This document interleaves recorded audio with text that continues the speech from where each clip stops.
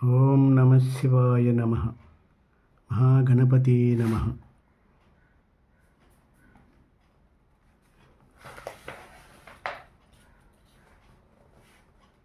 జ్యోతిష్యము నేర్చుకునే వాళ్ళకి ఈ వీడియోను అందించడమైనది.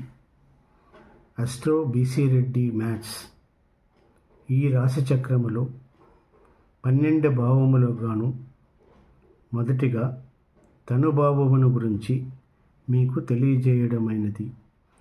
తనుభావము అంటే లగ్నభావము. లగ్నభావము శ్లోక పద్ధతిలో మీకు వివరముగా తెలియజేయడం అయినది.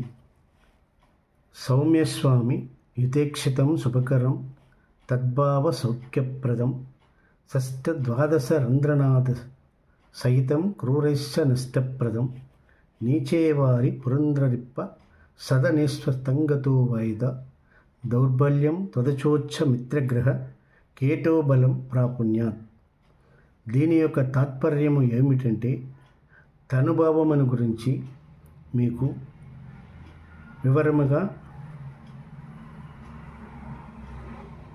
తెలియజేయడం ఏమంటే లగ్నము శుభగ్రహములతో కూడినను శుభగ్రహములచే చూడబడినను శరీరమునకు ఆరోగ్యము సౌఖ్యము ఆయుర్దాయము సౌందర్యము కలుగును. 6, 8, 12 స్థానాధిపతులలోనున్నను పాపులున్నను లగ్నభావము కొంతమేర చెడును.